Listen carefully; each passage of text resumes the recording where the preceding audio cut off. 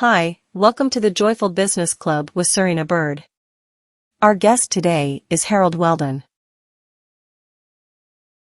Okay, we are being live streamed and we are live. So, for those of you who are tuning in, I'm here with Harold Weldon, and we are just sort of chatting while we get a few people online.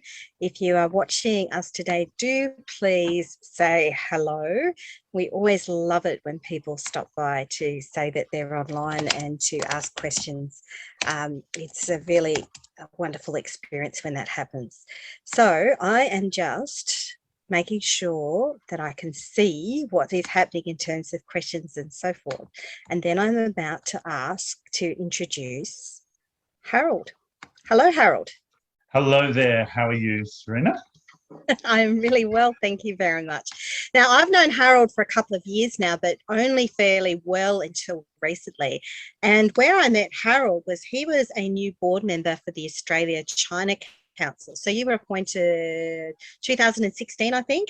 Yeah, late 16, I guess official from 17. Yeah. And so, for those of you who don't know, the Australia-China Council has now been abolished, but it was had over 40 years of history. It was established. Oh, I'm just trying to think about which prime minister. 1978. 78. Thank you. You can Yes. count backwards, and I know you know this because you did the history of the Yeah, that's Australia-China right. Council. So it was a foreign minister appointment. So Harold was, in fact, I guess, like an advisor to the foreign minister through his board role on China. And Harold has a very long history about being in China, but that is not all that he has done. So is also an author, a publisher, and a filmmaker. Now, when I was growing up, I became fascinated by all things China before realizing that would end up becoming a real, I guess, lifelong quest of mine. And I remember when I was younger, not necessarily young, but younger, seeing a documentary on the television about the People's Liberation Army. And funnily enough, that was Harold who was responsible for that. But in addition to that, he has also written other books, and he has also had experience working with innovators through QUT, I think the Queensland University of Technology. Yeah, Is that right? a combination of the unis. Actually, it was all of the unis of Southeast Queensland with really the first technology incubator in Brisbane called iLab. It ended up being bought by the UniQuest and University of Queensland years later. And it's still around. I can't believe it. It started in 2000. So that's a 21-year history for an incubator. It's pretty good. Yeah, and there weren't that many incubators back there in 2000. Like they're, No. fairly recent thing in a sense. So yeah, and I'm explaining all of this, and Harold certainly can talk a lot more about what he's done than I can, but I'm explaining all of this so that you know that Harold is an ideas person, has experience with his own ideas, from taking, one crazy idea and making into a monumental documentary, and also and helping nurture other people's ideas. So welcome, Harold. Thank you very much. Welcome. Hi. So an idea. So you've had a few ideas in your life. Well, as you're saying that, I'm just reminded of one important point, and life is designed to break this apart and rip this out of your heart. But I guess I'm a big believer in staying childlike with your approach to things. That's not to mean that, paying the bill and things like that, they have to be taken seriously. But that childlike fascination that you see the kids in the sandbox, if we can somehow retain that, and when all the cynics say, stop that behavior and go be an adult, just at least reserve a bit, because I guess just for me in my life, a lot of the ideas have almost been cheeky, childlike ideas that, if anyone with any sense of being sensible wouldn't say that to parties that you meet, wouldn't start pitching it in a room of quite serious people. But and even now, as I think where I'm at with what I'm doing, you've got to retain that in this world of black fog, you know what I mean? I guess that's obviously a glass half full, but it's a bit more than that. It's childlike, but also be brave at the right time. So, a lot of those ideas that you've referenced, the army project and things, I was 21 or 22, and I was actually had no right to propose such things. but I just was being a bit cheeky, I guess. I didn't realise at the time, no boundaries a bit, So 21 or 22, and you had this idea of doing a project about the People's Liberation Army. Yes, and look, there is heavy context there. I had earlier, a couple of years before, our family publishing group, the Weldon Group, we had done, we'd done it was an era, if your viewers will remember, or some will remember, when coffee table books were the big rage. I guess they were.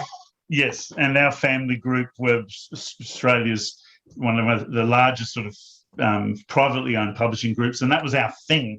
So we would do these big, cookbooks and big photographic books, like we did. Those American journalists went around the world with this idea of photographers from around the world taking photos on one day. It was called A Day in the Life of. It was a series, and Australia was the first country, 1981. It was A Day in the Life of Australia came to us, and they'd been rejected all around the world. It was this sort of out-of-work New York Times photographer and this guy, Rick Smolin, who was a journo, also pretty, just freelance.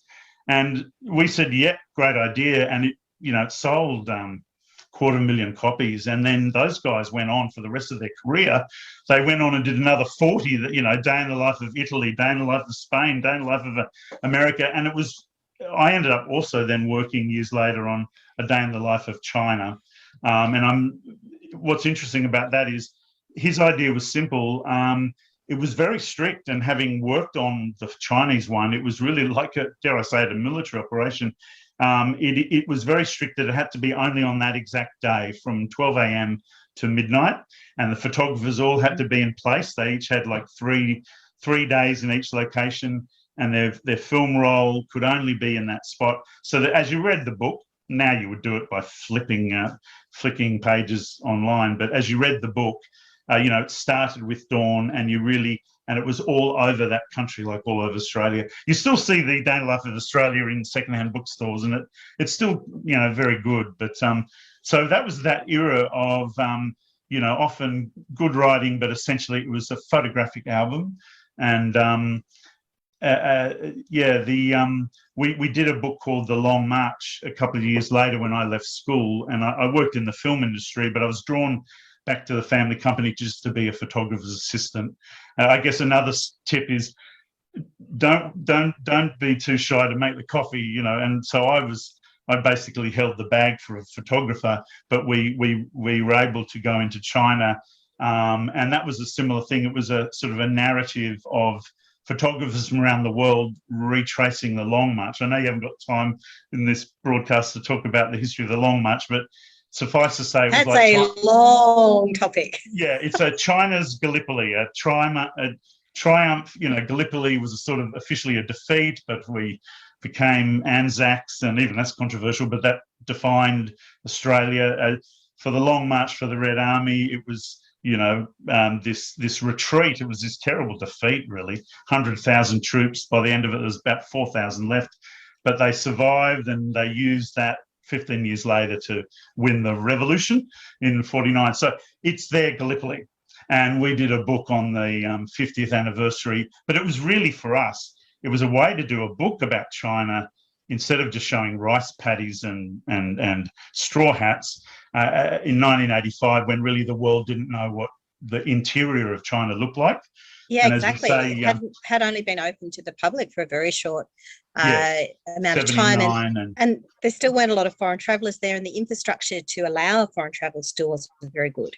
Yes, and, we say Mao, excuse my lightheartedness, but Mao took a very scenic route because he was in retreat and there was battles, but they went through 11 provinces, and when we did that project, almost every province, they really had never seen foreigners. In 85, interestingly enough, I'm 6'5" and obviously white, and in some places they thought that we were their ancestors, like ghosts, honestly, like up in the mountains. We never felt threatened. In fact, if anything, it was huge fascination and a warmth that we had. But in some places, they thought we would sort of come from another planet. So it was a very special experience. But back to what you were saying, that Long March project and everything I've ever done that we did in China from then on, because we did the Long March well, that was very dangerous in some ways. Again, it's like if you imagine a Chinese or a publisher from anywhere in the world coming and doing the Gallipoli, the definitive story. It's sensitive, right? So they were very happy with it. It wasn't propaganda. We had it written by a very neutral, a BBC, a very famous BBC journalist in Hong Kong, who's now passed. I guess we got the trust of the Chinese, and that was 85. So they knew me as this young boy, the Chinese hierarchy. And as it happened with China, it was with the Hearts and Minds, the printing and publishing, which is, as you know, Serena, the most sensitive area of it's China. Not propaganda at all. No. Well, that's right. Publicity, let's call it. They've now changed it. That's right. They've changed their term now. The Chinese term. I think they've changed it to. They've wised up to the Western way of calling it publicity. Shrenchuan used to be.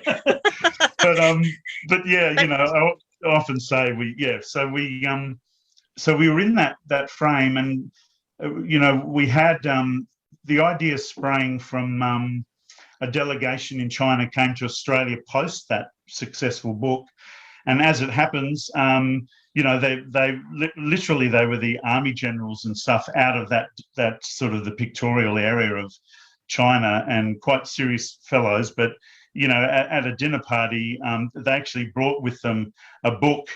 Would you believe a book about the sort of anniversary of the Chinese army, which was obviously very dry, but the photography was quite incredible. But it was propaganda. And then they asked me what I was up to these days, and I looked at the book. The imagery was quite dramatic, and I just quipped, "Oh well, I would like to do a film of this book," I said to them. It was very cheeky, really. And so I guess this is an example of a not well-researched idea, just having a flash of a moment, and they were sort of taken aback. And I know you haven't got time for me to go into the details, but what happened with it was, if I can tell you the photography, it was the Chinese soldier training. They use like a Shaolin monk technique. They train on these tall poles, and they're standing in a wushu, in a sort of kung fu position. Very Mulan-esque. Yeah, it was. It was like 500 of these soldiers in the plains, all on these poles, or it was these tanks in the Mongolian steppes, or it was these troops, very like the troops that Tom Cruise loves at his beck and call in Top Gun, but very dramatic. But and I also knew that the People's Army, I'd known a lot of the young privates and the fellows not involved with politics. They're just the young privates who are chosen, the villages, come out of the villages and things. So I set a film with this book now, knowing that back then, and God, impossible today, but film's very difficult. So what it ended up being, the strategy that I came up with, was to do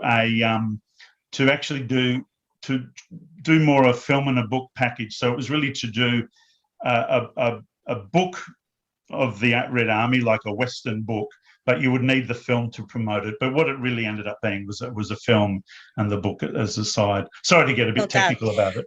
Well, let's go back, because this session is all about talking from an idea to go. So let's talk about going back. So this is an example where you had an idea, right? You were young. You didn't have, millions and millions of dollars and, Academy Awards behind you for being a film director, but you had an idea. So you took that idea and you didn't sort of go, "Oh, that's stupid." You took that idea and you said, "I have an idea," right? That's the first step I'm gathering there, of going from an idea to making something happen. Yeah, look, absolutely. And I can assume your audience, there might be some similarities. I had spent a year in working for a television show as a researcher, the lowest level you can think of, but I'd witnessed producers and directors and the big ideas sessions, and they would have that kind of thing, like, "I've got this idea," but I'd be the guy who'd have to make it happen. So I had been the engine room, and so I had some some example of how it travels. I'll give you a quick example of that. It was Beyond 2000, which I think people still remember. You might not, but it was a huge show in its day. It sold to 150 countries. We need it now, by the way, to explore and celebrate our innovation. They weren't infomercials. They were proper, impartial stories. We went around the world, but included Australian inventions. And we would do these 10-minute stories, reporters around the world. So a quick example, this documentary was about water resources around the world, and it was in 1984. And the director comes to me and says, Harold, I need to send a very flamboyant guy. I need to send a film crew to the world's driest desert, the world's largest dam, the largest river system, and get it to me by this afternoon. So I get the Guinness Book of Records. It's the Atacama Desert is the driest desert, and of course the Amazon, but Iquitos up in the source of the Amazon, and Aswan Dam at the time, probably still really a failed dam in the long run, but in Egypt. And those days it was telex, and I literally had to contact all these places and literally get film crews there. So that idea had to become very real, because we had to send a film crew and a reporter to actually go to these places. So that was in a called now very popular, well, it was early then, ABC revolutionised it, but magazine style programming where you have 5 reporters over an hour. So I guess I knew a bit the pathway to many ideas. So that was in the back of my mind. It wasn't just out of the blue have an idea. I knew some of the path of doing it, but yeah, I do say an idea really is, even in your own little room, just forget about the fact that every idea has already been done. That's irrelevant, actually, because there's always nuance. Have the idea. Always nuance. Yeah, and it's important, that process, to write it down, or even if you have a problem with writing it in mental blank, we all forget we've got this wonderful recorders on our phone. Not only they can record it, they can type out what we write. You would know that from those times you accidentally use Siri or Google Assistant and it says everything you've just said. But I always say my discipline is write it in one line, one paragraph, one page. See if you can articulate it in the right way, and then go back to it the next day, and you'll refine especially the paragraph and the page. But get it out, because I had one big advantage, was a father who's very entrepreneurial. So my whole life was an elevator pitch, the famous LA term, where you're suddenly in the elevator with the producer that you've been dreaming of meeting, and you've literally got 20 seconds, and he just says, impress me. And you're like, oh, God, boom. That was Dad at the breakfast table, okay? So tell me, son, what you've learned. But actually, these are some really important points. I'm just going to backtrack here. You have an idea, and then you have that courage to be able to express that idea. And you've also suggested that, you immediately start to formulate what that idea is. So, I'm hearing that in basic terms, it's a plan. You're articulating what it is. It's a basic business plan. It's a basic brief, a pitch of what is happening. And then, the elevator pitch and how important this is. I mean, so many founders are successful because they're able to articulate their product. I mean, you look at Apple, they really struggled when Steve Jobs wasn't there, because he was just so charismatic, and he was able to sell the vision of what they were doing with their product. Yeah, look, absolutely. And I think too, that great Bob Hope line about, his famous ad libs with Bing Crosby and all those amazing movies from the old days. He said, all his best ad libs were well rehearsed, he used to say, So, we know that from history, But comedians make it look so simple, don't they? But anyway, so back to ideas. Now, you were lucky because you had a very supportive dad. From what you were saying, he was an entrepreneurial mindset. You were used to doing these elevator pitches. But of course, not everyone who is around us is supportive when we go, I've got this light bulb moment. Yeah, look, that's right. And it was weird. Yes, supportive, but no, it was a bit School of Hard Knocks, because his default position was not impressed, right? Because he was in that business. So it was sort of impressed me, Harry. And he's always busy. He's like, I haven't got time. So you had to, it was good though, you see, like it had to make me not dither to sort of say it, And you could say in some ways, great when he loved it, but when he didn't like it, maybe it spurred me on more, because that's the nature of father-son. We won't go there. That's always very complex. But I think what you mean is just in generally, people don't work in that zone of developing ideas, and it's sort of, oh God, look, that's great, but go get the proper job and come back to me, like that's right, yeah, and that's not anyone's fault. That's understandable, very practical and rational. That's where you might have made the comment before of, family and friends they're good, that's the obvious first security blanket, but yeah, please don't be stopped by that response. I know it's corny American, but and I can't attribute the quote, but it's not your problem that they want you to play small, as they say in America.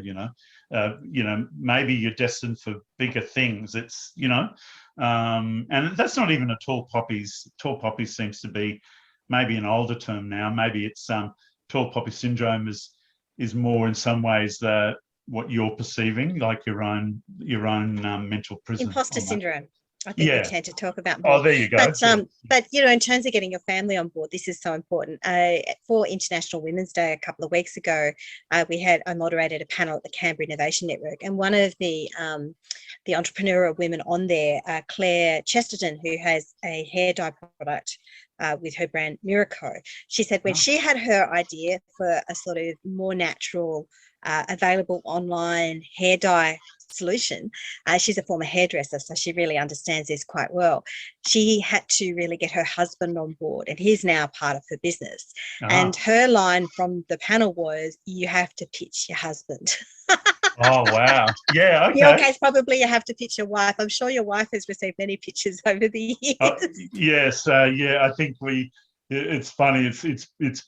It's pillow talk, and it's funny with my my nephews and nieces. I'm obviously Uncle Harold about 5 or 6 times, and now they're all being married. Not only for, we're 27 years married. I say one of the keys to good marriage is pillow talk. That time at the end of the day where you just both staring at the ceiling and just talk through things. Don't forget to have that. And the young kids, they're all so busy, or they're on their phones separately, and they're maybe missing out on that. But yeah, the pitching is often in that mode for me, for sure. I don't know if I'm sort of standing in the lounge room and got the hands out in a TED Talk position, but it's probably more pillow talk. Lovely. Now, I should add too, for those of you watching online, if you've got some questions for Harold, please type in. Harold has many years of experience, both with working with an innovation lab in Queensland and through as a board member of the Australia-China Council, more recently working with the National Foundation for Australia-China Relations. I got all of that out in one breath. Did.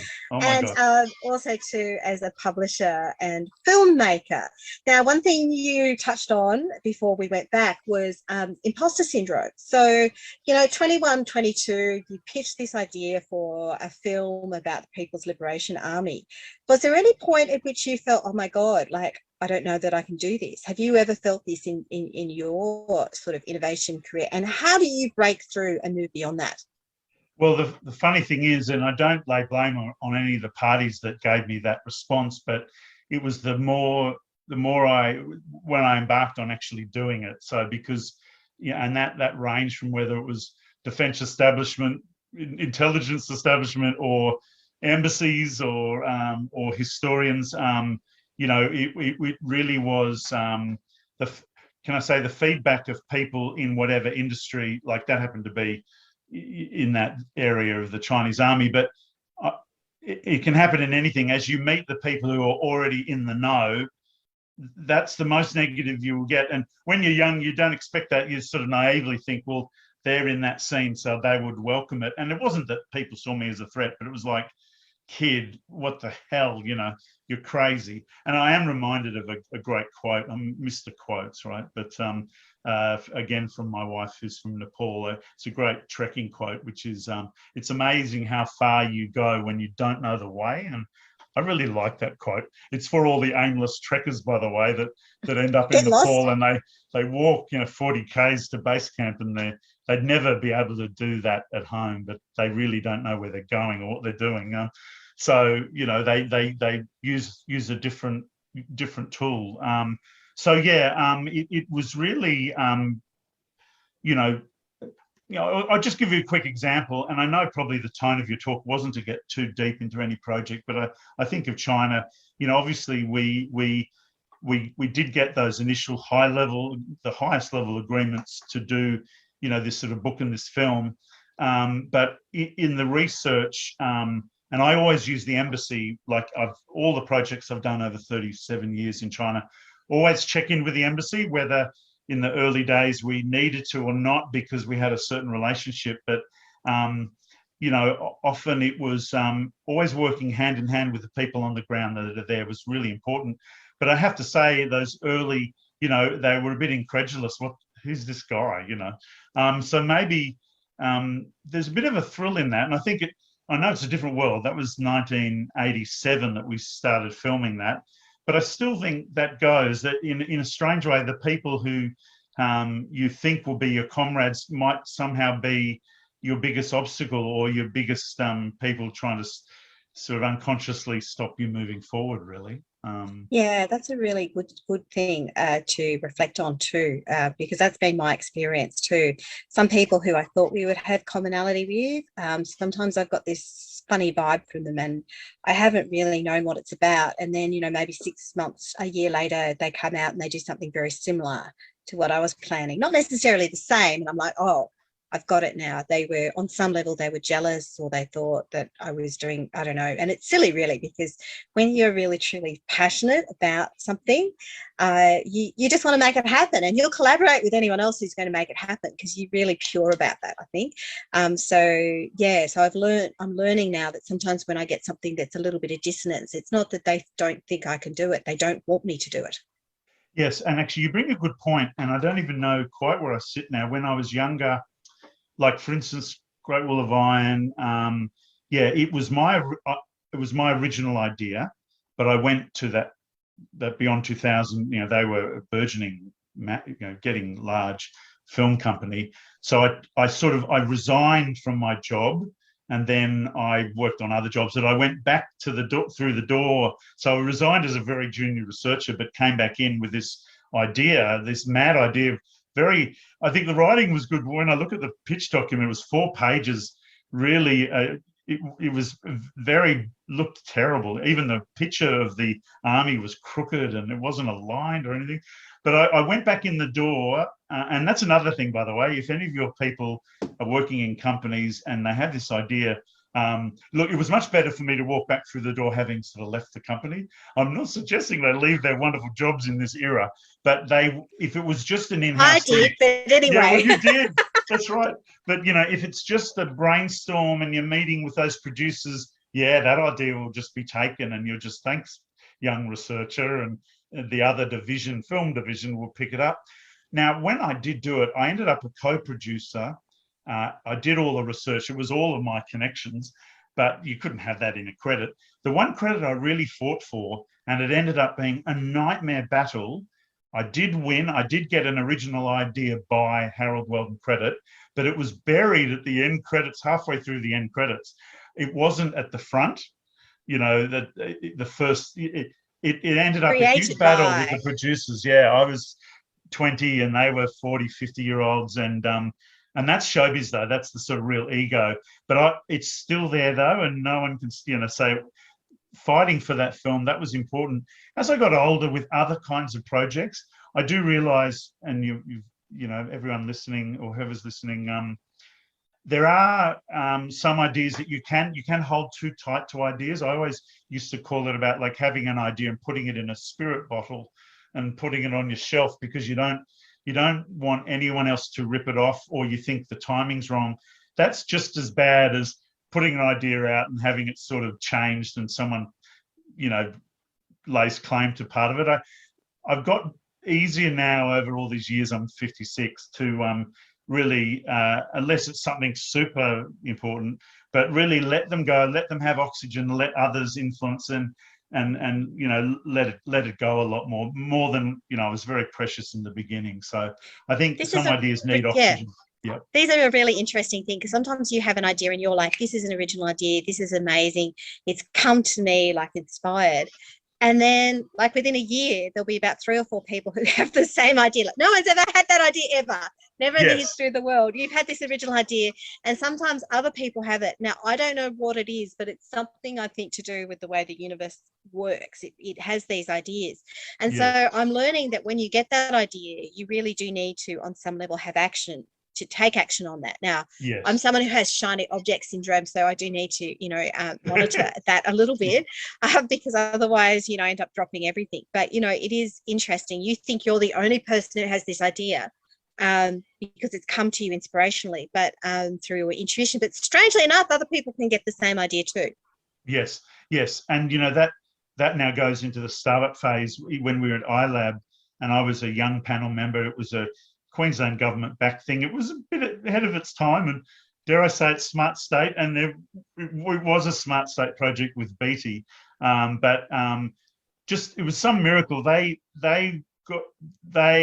in that era, they love the concept, and they did actually step back, which is unusual, right? So they funded this thing. So I was on the panel, and we did find with it was really my main role was, people were given this 2 years in the incubator. They were funded. They weren't given really money for projects, but they really had free or very reduced rent, and it was all about the water cooler collaboration. It was actually the Israeli model. The Israeli guys, because they were so good at their incubator models, they had advised us, and it was also out of Austin incubators in Texas. They were one of the early people too. Yeah, Israel in innovation. I haven't quite realized that, but there's so many things that are from Israel that I'm realizing, like from SodaStream to, Signal, that I think it's Signal, that, communications thing. And there's quite a few fintechs and other things. And I'm like, Israel? Really? Yeah. Yeah. And look, no politics, because I don't have the depth of knowledge at all.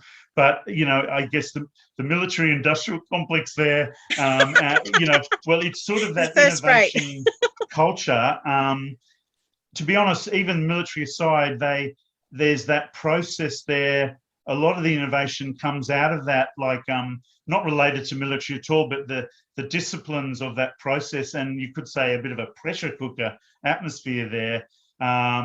The graduates come out with a certain mindset of how to put something together, and it has, and that sort of, that sort of, and to be honest, this is, I'm way out of date, but year 2000, it was amazing how much the Israeli government was spending, funding and supporting innovators. I guess, quite a small population, under siege in some ways, or you could argue that, but, under pressure, and they need to innovate.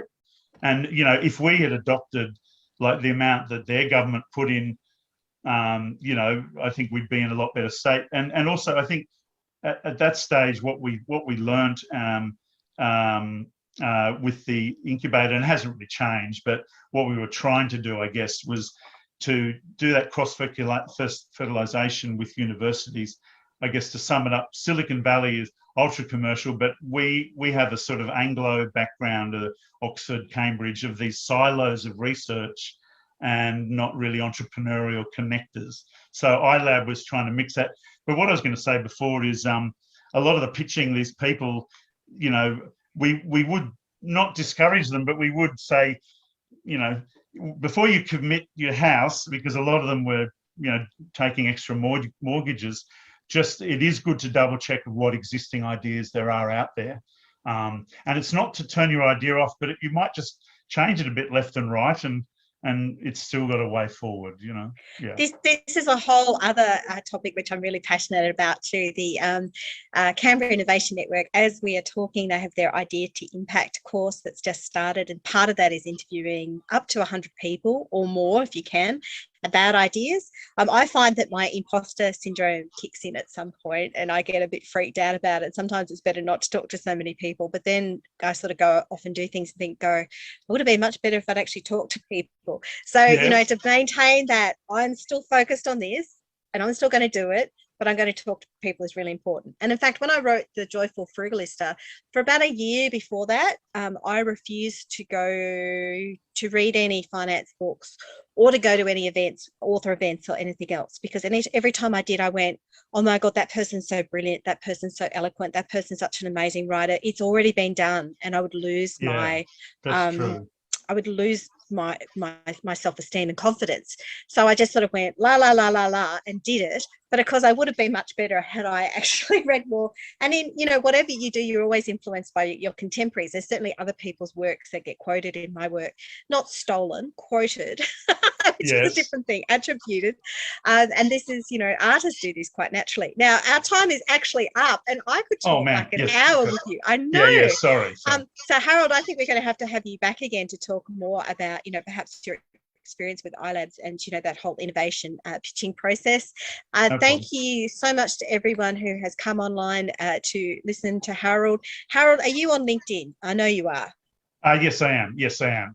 So maybe just pop into this thread later and share your LinkedIn details. I'm trying to convince Harold to move to Canberra. I think he's half interested anyway. Yeah, I am very interested. Yep. And I know not everyone who's on here is listening from Canberra, but many people are. But I think he would really enjoy the ecosystem up here. So thank you so much, Harold. Look, thank you so much. And I have to say, I certainly don't have the cheat sheet on this. I'm just like all of you. Like at the end of each project, you start again. But let's just keep you know, thinking of the blue sky through the clouds is all I can say. We've got to. We do. Thank you. Bye. Okay. No worries.